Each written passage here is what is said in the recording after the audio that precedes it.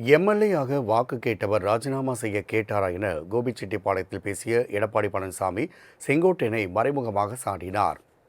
மக்களை காப்போம், தமிழகத்தை மீட்போம் என தமிழகம் முழுவதும் சுற்றுப்பயணம் மேற்கொண்டுள்ள அதிமுக பொதுச் செயலாளர் எடப்பாடி பழனிசாமி 175வது தொகுதியாக ஈரோடு மாவட்டம் கோபிச்செட்டிப்பாளையத்தில் பிரச்சாரம் மேற்கொண்டார்.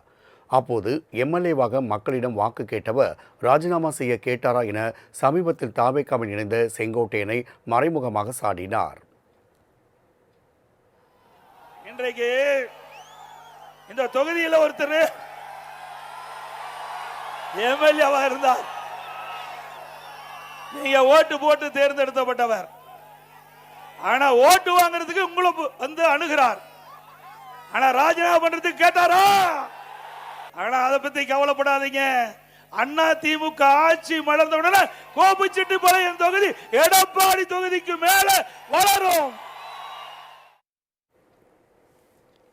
செங்கோட்டையன் அதிமுகவுக்கு துரோகம் இழைத்தவர் என்றும் எடப்பாடி பழனிசாமி கூறினார்.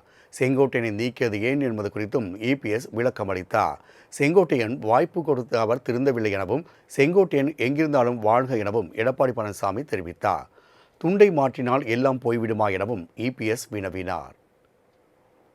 தலைமை கழக மூத்த நிர்வாகிகள் அழைத்து பேசி அவர் இனி இந்த இயக்கத்தில் தொடர்வதற்கு லாக்கற்றவர். அதனால அவர் அடிப்படை உறுப்பினர் நீக்கி இருக்கிறோம்.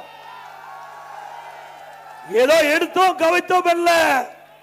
ஆனால் அவர் வேண்டுமென்றே திட்டமிட்டு கிட்டத்தட்ட 2-3 ஆண்டு காலமாக இயக்கத்துக்குள் இருந்து இயக்கத்திற்கு எதிராக செயல்பட்டவர், இயக்கத்துக்கு துரோகம் விளைவித்தவர்.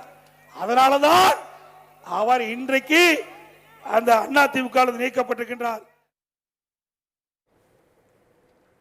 தற்போதைய முதலமைச்சர் போல மத்திய அரசை எதிர்பார்க்காமல் 1652 கோடி ரூபாய் மாநில நிதியிலிருந்து அத்திக்கடவு அவிநாசி திட்டத்தை கொண்டு வந்ததாகவும் அதன் 80% பணிகள் முடிந்த நிலையில் 20% பணிகளை தாமதப்படுத்தி முடித்துவிட்டு நாம் பெற்ற பிள்ளைக்கு பெயர் வைத்தது ஸ்டாலின் என்றும் சாடினார்.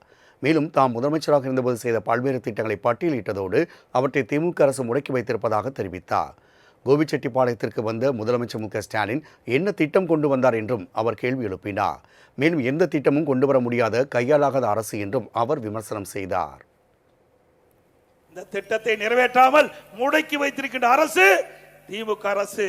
அதே போல பவானி சாகரிலிருந்து பவானி வரை 4 வழிச்சாலைக்கும் நாங்கள் அனுமதி பெற்று வைத்திருந்தோம், அதையும் நிறைவேற்றவில்லை. இப்படி எந்த திட்டத்தையும் நிறைவேற்றப்படாத ஒரு கையிலாகாத அரசு, திறமையற்ற அரசு, ஒரு பொம்மை முதலமைச்சர் எங்கே வந்து பேசிவிட்டு சென்றிருக்கின்றார். இப்பொழுது முதலமைச்சர் ஸ்டாலின் வந்தார். என்ன திட்டத்தை கொண்டு வந்தாரா?